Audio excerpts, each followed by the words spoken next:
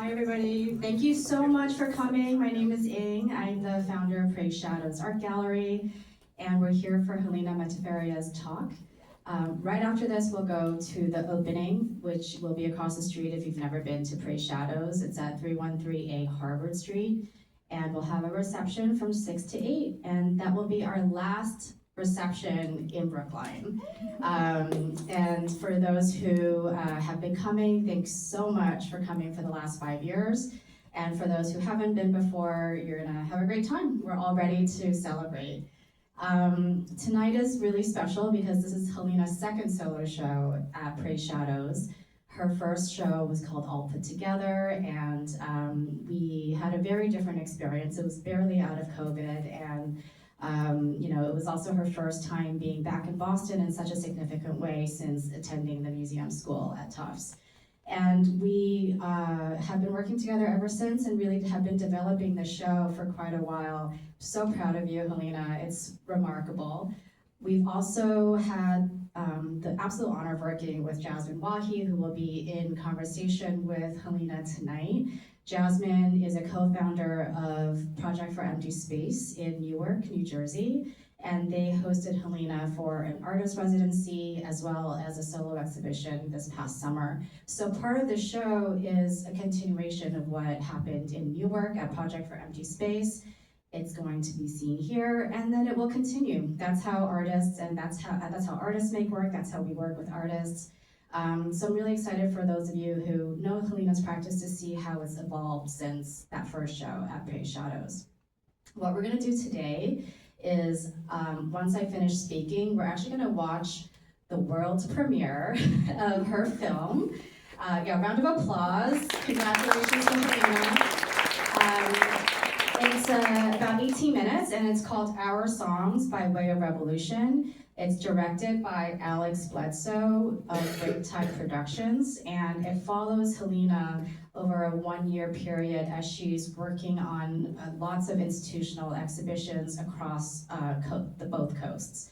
And you'll really get a sense of the community work that she does, the really rooted work of not just featuring people that are in her portraits, but who are they and how do they come to be in her work. So you'll get a great insight on that. And then after the screening, we will end up with this wonderful conversation with the two of them, and we'll leave a little bit of room for the Q&A at the end, so please think of some questions. I'm also excited to share that the documentary you're about to watch will be going on to the festival circuit. That's the intention of Helina, who is the executive producer, as well as the director. And so if you have any feedback or connections or things that could help us in that way, we would also love to learn about it. So I'm going to put this down, turn off your ringers and such, and we'll get started with the documentary. Thank you. Hi everybody, thank you so much for coming. My name is Ing. I'm the founder of Praise Shadows Art Gallery, and we're here for Helina Metaferia's talk.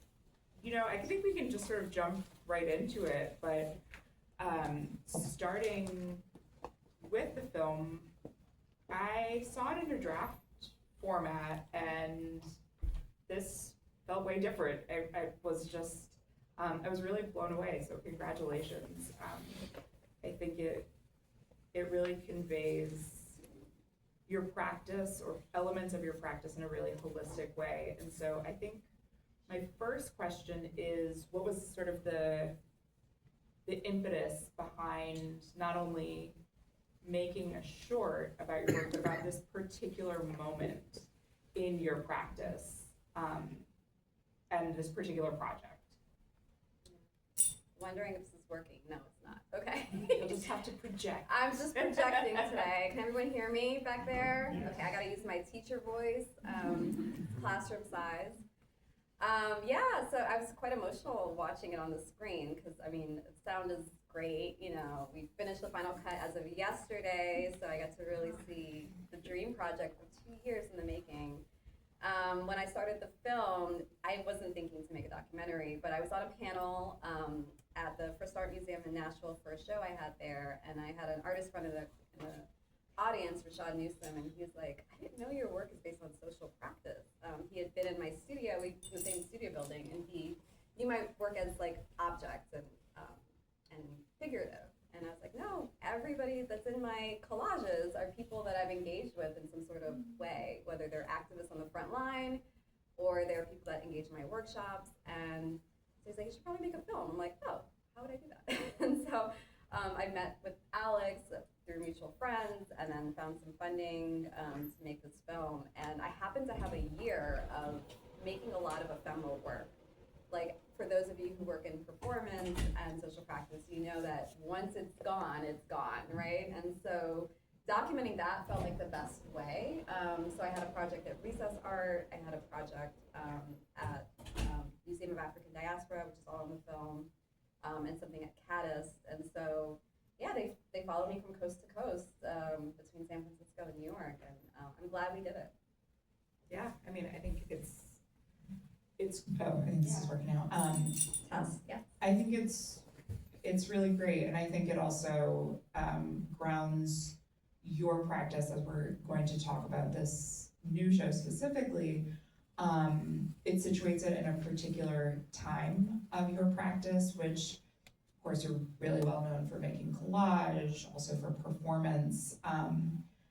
And now I'm trying to decide which question to ask next, but I think we'll jump to sort of materiality and its importance. In the show that everyone here is going to see after this, there is a lot of painting incorporated into the tableaus now that is in conjunction with collage. And so I'm curious about when and why painting has returned into their practice. Yeah, for those who don't know my practice too much, it's interdisciplinary and I flow between mediums. But I was a hardcore ego-identifying painter for over a decade, which is how I came to the museum school to be a painter and to study painting. And if anybody knows about the SMFA, School Museum of Fine Arts here in Boston, you walk in doing one thing and you leave doing absolutely everything besides that thing. So I blame Boston. But I detoured, and for the last 10 years I was working in performance and video and more new genres work, really because I had a frustration with painting. I felt restricted and bounded to the parameters of canvas, to what the medium can do. And I knew I was interested in activist histories, as you can see. I come from an activist household, as you can see from the film. And so I wanted my paintings to scream and shout and do all kinds of things that I couldn't quite do because the material didn't lend itself to that. So then I quickly went down the rabbit hole of performance, and there's such a great performance community here in Boston, especially with Mobius and Marilyn Arsom and some really great faculty who's at the SMFA. And so now, and then I went into collage because I was cutting up like performance stills that I had, and I was like, oh, wouldn't this be great with an archive? And I found an archive when I was on residency circuit. So I found between libraries and just materials that were given to us, I found so many great, and I've always been interested in history.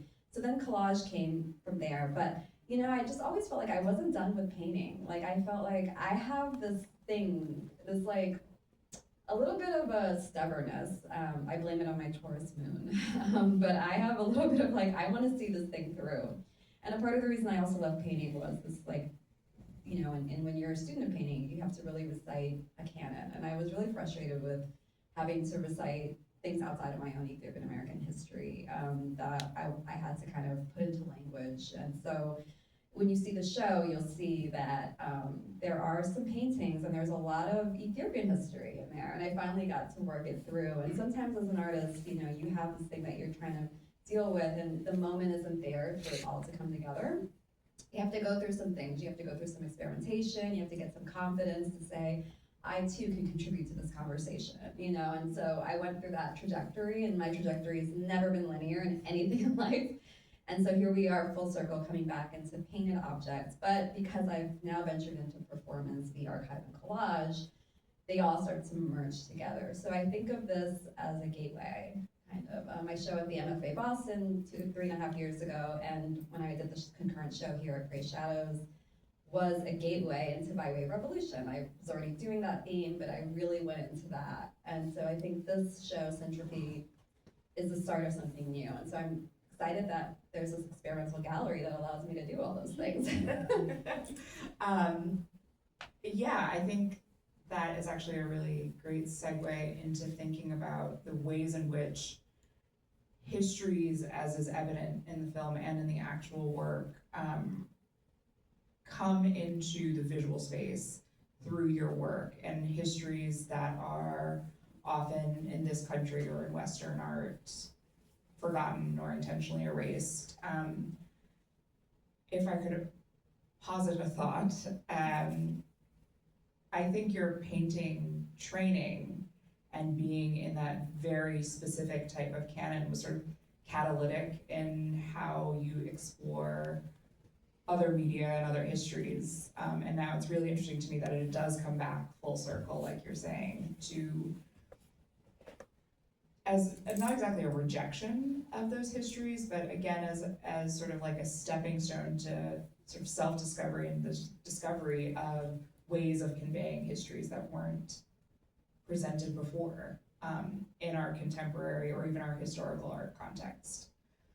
Okay, so I'm gonna jump around geographically a little bit, thinking about the archive and our work together over the past 2.5-ish years. What is time? No one knows, doesn't matter. So you were in residency with us for a while, and during that time we did a number of projects, including the one most recently this week, was a reveal of 2 20-something foot tall murals in Newark, where you've had your studio for the past 2 years. And I think one thing that I love about them is the way that you've integrated our specific geographical and cultural histories that are local in such a beautiful micro way that are specific to the subjects, but also macro and speaking to American histories, integrated histories that are, I would say, revolutionary and radical. And I was wondering if you can talk a little bit about the process in making not only those collages, but your larger collage practice, pulling from women from different places, women and femmes. Yeah, so those murals, I didn't want to do slides today because I was like, you're gonna see a whole show, like, I think keep the suspense, but that's the one slide I would have had up because it's like, where would you see it unless you come to Newark? Which So you come to should. Newark, yeah. One is on the side of Project Empty Space Building, the other one is more, I guess, downtown. Yeah. And, you know, the whole residency experience was pretty seamless. I felt really supported as an artist, which, you know, artists love to share that news, so this is a great residency that really supports. You don't have to say that just because I'm sitting here. No, but I actually believe that. I mean, I have the resources to kind of grow the work, and I think that's what's important about those kinds of incubator moments. And one of the outcomes besides the solo show, which you'll see part of that traveled here to the Free Shadows show, in addition to the newer work, the painted work, was one of the outcomes was the mural and the project. And as you can kind of maybe tell from the film, which highlights the process, there's a community gathering. There's a moment where BIPOC femmes gather. And in the collaboration of institutions, in this case it was through Project in Space in the city of Newark, and then through that vulnerability of sharing their time. So the first ask, because this is a participatory experience, is will you share your time with us and will you be in community? The second ask is will you be photographed? And then the third is do you want to be on a 6-story mural? And it gets more and more, and then people keep saying yes, and I'm like, oh my God, it's not working. I always get like, I'm still geeking out of the fact that people contribute something like their time, their body, their image. And then also, do you want to share your family photographs and have that inside, you know, a headdress, and then have that huge and big? So it's been really interesting. You'll notice that in the self-portrait that I have in this, I only have one figure, it's a self-portrait in this exhibition at Free Shadows. It's my family photographs in there, and that was I was the first time I did anything of myself, a self-portrait for the series, and I've been doing this series for 7 years, in multiple outcomes, but for 7 years. And I was like, oh my God, that's so vulnerable. I've been asking people to do that for like, and they've been agreeing to me, and I'm like, oh wow. And so I had to get over that. It was great research for like myself to say this is what the ask is and this is what it is to do it. But yeah, collage to me, I think I'm somebody who really is interested in hybridity. You'll notice in the exhibition, an experimental moment is a bunch of, I call them whispers, like little quotes throughout the exhibition. And there's this one, there's so many great ones, but if you can find them, if you find them all, there's something about the language of feminism being one where you bring disparate histories and materials together, and this is an Angela Davis quote. I'm definitely paraphrasing, she says it very much more eloquently, but it is something about, I guess, collage as a medium that, what I loved about it that maybe painting didn't offer so much is it had such a, I think printmaking, collage, these are like performance art, these are histories that have been so political over the years. People have cut up media because they're frustrated with media. They've cut up history to remake their own history. There's something poetic about the remix, right? Like you can think about DJing and kind of like hip hop and the remix. So that exists and is evident in collage. And so there's a poetry in taking something and making something new from it. So I think of it like Southern cooking, like gumbo. I think of it like fashion and rechanging things and just swag. And so there's something that I love about that poetic response to, to the archive. I think within that framework, also thinking about feminism as an intersectional practice, one thing that is really important to me and that I admire about this work is that you are not pulling from the most famous mainstream activists that are household names. You are really working within a local sphere, in the case of the murals in Newark and some of the subjects that are in the large scale interior scale collages. They are people who we might not otherwise know. And can you talk a little bit about the importance of amplifying just people who volunteer as and position them as revolutionaries? Yeah, so it's a good question. I think like for me, I think we all need our flowers, for everything that we do every day, and why not get it while you're here and alive, which is something I've been thinking a lot about, since my mother passed, her being an activist. So I started making this work when she passed, because I was always making kind of figurative or, things that had to do with the body, but then it just, and about history, but then it really was like, what about the people who do thankless work? And there's so many jobs, but one of them is service and service in the form of civil service and activism work. And how much of that is done by Black women and brown women, and what is the emotional work within that? What is the administrative work? What is the thing that's not, forward facing? The intellectual work. And how many bodies does it really take? And I'm an artist who's interested in organizing, and organizing in the form of organizing materials, organizing people and bodies and space. And so I was just thinking about, like, what does it mean to organize the archive of the moment? And what does it mean to activate people and activate them through performance work, activate them through social engagement work?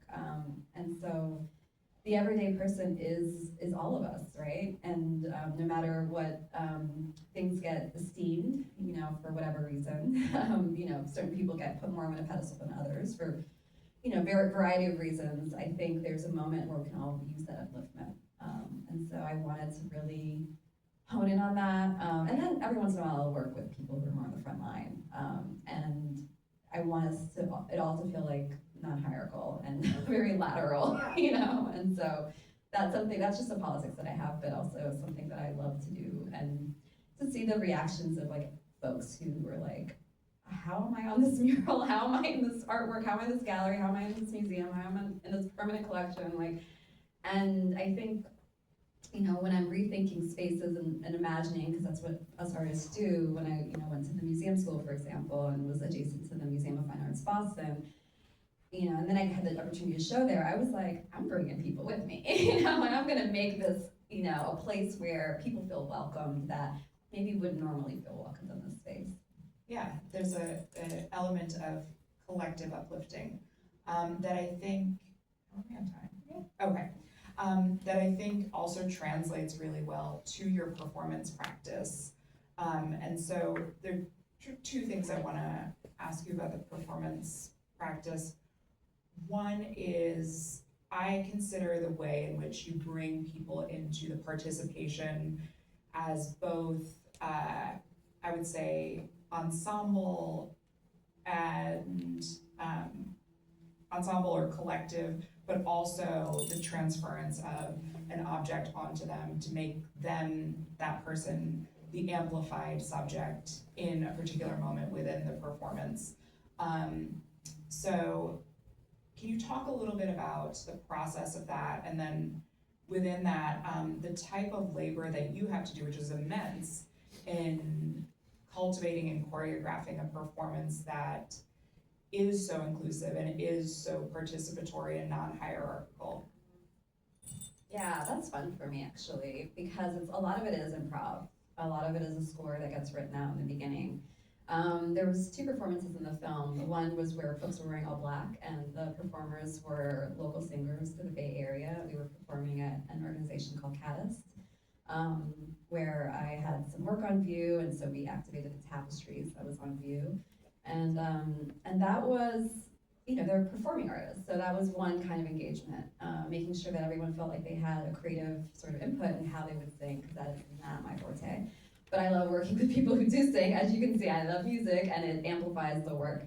And then there's the second performance where people were wearing all white. We were performing at the Museum of African Diaspora, and those folks were the collage participants and the workshop participants who a year prior we did a workshop together at the Birmingham Center for the Arts, and they returned. So again, the other ask is, can you also come back a year later and perform with me? And so people keep saying yes. So they are mostly non-trained performers, and we went back and forth a little bit on Zoom. We had a couple of Zoom sessions, and then day of, I think we had a rehearsal the day before, and then we do it. And I love their inputs. I'm like, what do you want to do for your solo part? What do you want to do? And we just kind of workshop. I try not to wear a teacher hat, which is more like top down in that sense. I try to be more of like a co-thinker.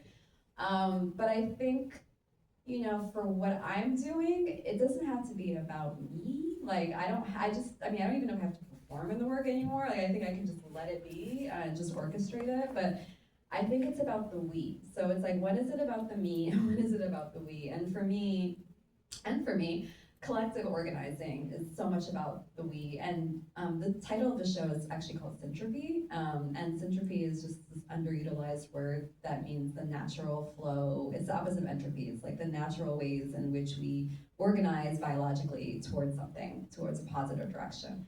And I love that. And to answer your question, I think it's syntropy. It's like, it's the ways in which we can find the yes between us, like the win-win. I think part of that is I'm not saying you gotta come to my workshop. You gotta be in my performance. Like, I'm like, do you want to? Okay, if not, great.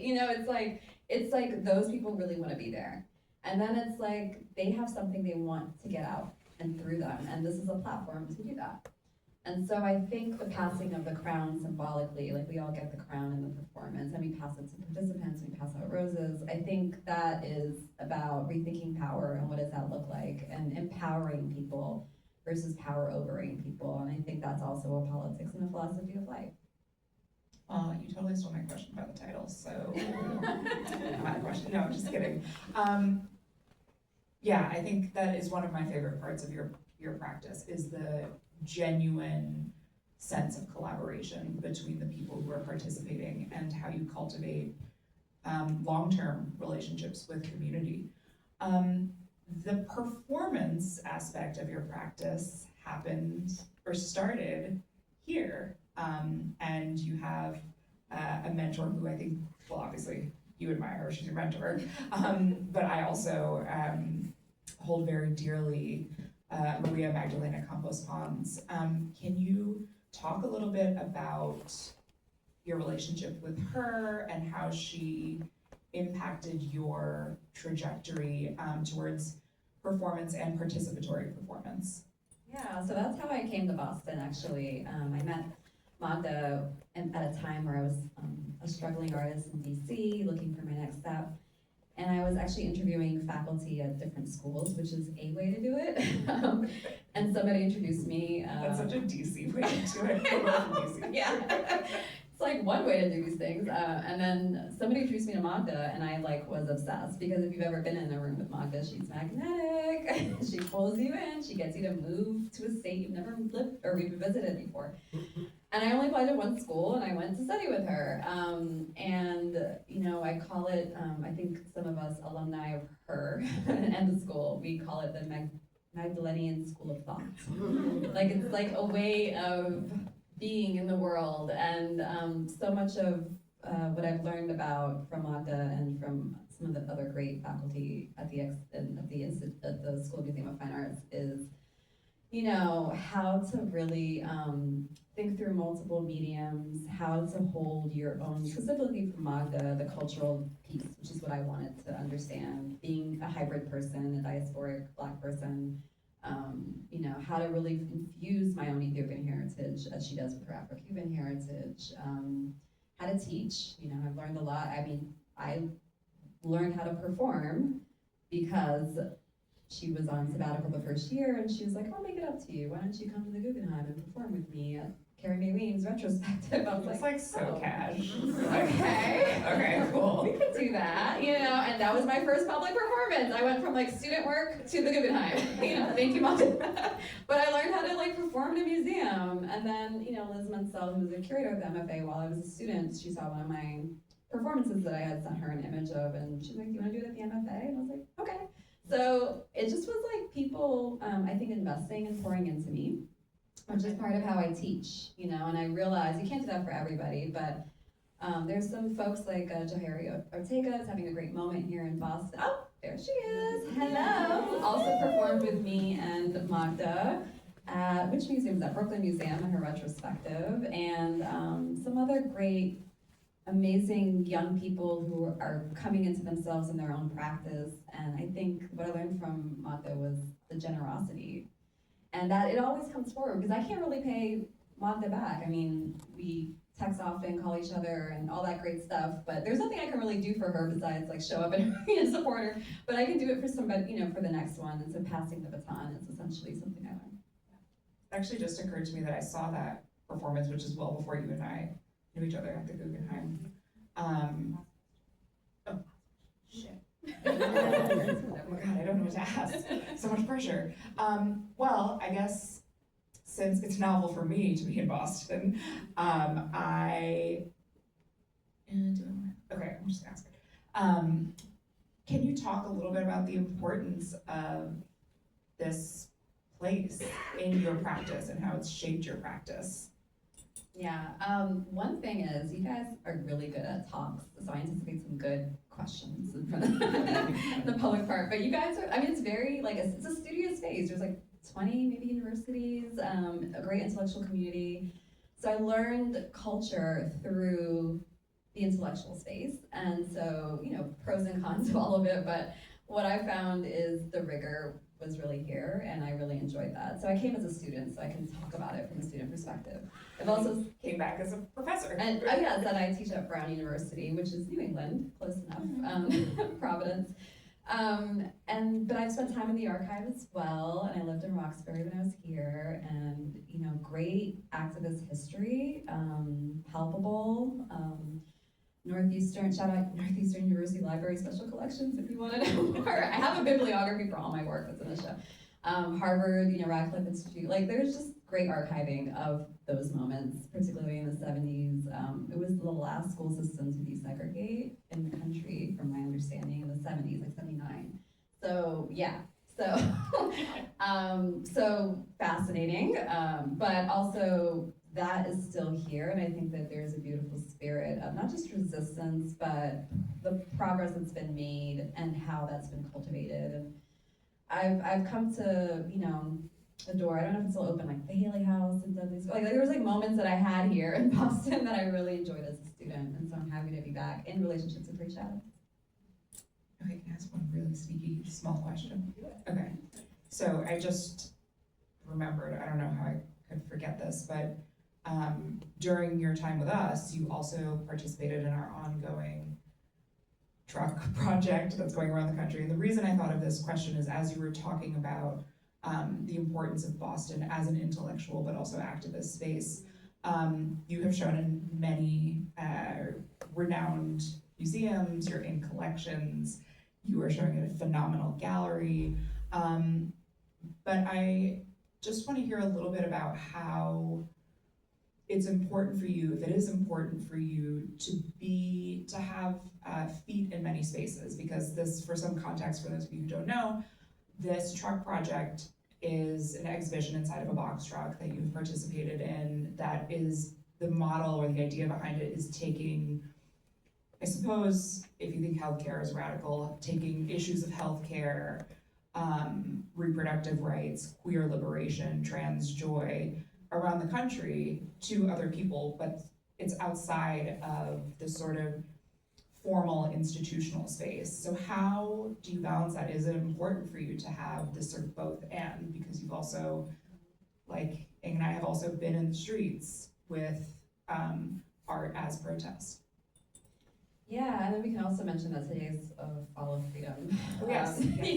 Which is, this event is part of Follow Freedom, which is a nationwide artist, cultural producer sort of protest. So there's lots of events, like hundreds of events around the country happening today and tomorrow. So this is one of them. So bringing it back, and we met through the Wide Awake community as well, and we've been part of the Wide Awakes, which was more around the 2020 sort of moment. But yeah, I think, how do I answer that? Like, although I have the creds now to say that I'm in the institutional space, I also felt like an outsider for a very long time. Like I went to grad school at 30, you know, so I felt like the things that I identified with, you know, were just like more public art or more accessible things. And so one of my missions has been to make work that can be accessible to my favorite audience, which is under 10. They really get my work. They're like, queen, princess. I'm like, yes. That's like my favorite audience. They get it and they offer me so much. Like, did you ever think about? I'm like, yes, I haven't, but now I know. And then of course we can get into the Ivy League circuit and then the Brown and the Harvards. And then, you know, the folks who just are like, I'm just trying to get to work. You know, like I happened to pass by this big person on the street. I got a lot of great DMs when that mural came out. And so I think like the multitude of the thing, you know, I know that the art world, you know, sometimes it can be elitist for a lot of folks. They don't feel like they can access it, but that's not, I'm interested in change, you know, and change making needs everybody. And so how can we reach those between class lines, racial, just everything. Although my workshops are for BIPOC femmes, the work is for everybody. I want everyone to consume it. My targeted like upliftment is for a particular population, but I think everyone benefits when they see that work in the world. So yeah. Thank you.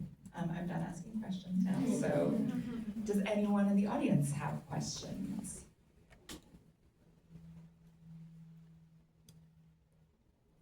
Yes, go ahead. Was making the film at all like a collage to you? Like I was thinking about the process of like editing or cutting and splicing and Yeah, I do video art too, so I've always felt like video art or any kind of remixing of material and mining that. Yeah, definitely. So short answer is yes. But yeah, I think that everything, when you look at everything is a collage. Like how I schedule my day, my planner is also a collage. But this was also a collaborative effort, This which I was think a- makes a This is the difference. biggest collaboration I've done. I think you guys saw the credits. I was like, woo, it was a lot. I conceived of the project, but Alex Bledsoe is like she did the visual, you know, she really came through as a director and I needed the distance. But she really respected like the work that I've been doing and how to frame that. So we had a lot of back and forth. Yeah, it was great. I'm asking kind of a sneaky question because I very briefly got to see the show. But I've also seen your previous work and this relates to that too. But we talked a lot tonight about the medium and the figure and that, but a lot of your work also deals with like adornment or personal objects, displays of personal objects. Can you talk very briefly about that interest and what that means to you? Yeah, I love the wearable, again, back to accessible. like a good piece of jewelry, you know? The flamboyance of a headdress. I mean, and I think it's been used throughout cultures as a way to uplift ordinary people and to bring them into a, you know, the ritual space or to the celebratory space or the, you know, the king and queen kind of like power space, you know? And so I think taking those motifs and bringing in something as dense as the archive and literally bringing them in together. There's jewelry in the exhibition where there's etchings of civil rights movements within them. I thought that was a way to marry the things, but you know, I'm trying not to make it like fast fashion. You know, like you gotta feel like you can't get a lot of those crowns out. You know, I can't make that many. I make like one a year. But yeah, I think that's kind of what I'm hoping for. That it's accessible enough in its vernacular, but it's you can kind of get into the depth at the same time. Which, if you know my personality, I like both surface and depth. Yes. I wanted to ask you about your process in collaging and like, and even the creation of this film. Did you ever feel like it was going in a different direction? Like as you were doing, did certain themes or ideas come up that you're like, what should add this in? Or, you know, because obviously it's like sort of cumulative, but like was there anything that like kind of surprised you or direction you went in that you didn't really expect? Yeah, when I collage, I don't do any like mock-ups on Photoshop or sketch anything out. I literally print everything, have it in the studio, and just look and touch and feel and cut. And things kind of speak to me, right? Like I'm like, oh, this composition works with this. There's always some kind of like joke in there for me, like a play moment, because the juxtapositions can be quite humorous. But yeah, I think I'm a tactile person. I have to use my hands and I have to make. And I think the same thing, it's just the creative process. Like when you're making the film, there's like moments where like, oh, like we just redid the soundtrack, that was what finished. So if you notice, there's like moments where the drum's being hit and there's a different drum, you know, that you kind of hear. And that was like a creative moment that we're like, after looking at it, we're like, let's go back in and redo that. And so yeah, I think it's just about process. And I hope that the film reveals this, but I think true to my work, it's so process-based. Yes, there's an object on a wall or on a pedestal, but without the process, I think it loses its meaning, especially the collaborative aspects of that process. So yeah. Okay. Oh, yes. Yeah. Can you talk a little bit about how you center joy in your artistic work, given that currently there's so much to, I mean, like there's So much to cry about all the time. Yeah, exactly. Yeah, I mean, I think I'm not a crier, but the film, I don't know if you saw me, but I was tearing up. I think I make this It's work. like a dust in your eye. Right, it's a little dusty, yeah. Yeah. I make this work because I need it. Like, I need to feel these things. I think that's the survival method, right? It's a survival method. There's many, but that's one, is the medicines of the moment. Is like, you know, community, communal care, music, art, laughter, like joy. Like, those are the things. I mean, I just think about all the wars happening everywhere, including in my country at the moment. And I'm just thinking, you know, somebody out there is cracking a joke. Like, somebody out there has to be, you gotta have it, right? And it's like, we can make that at any moment.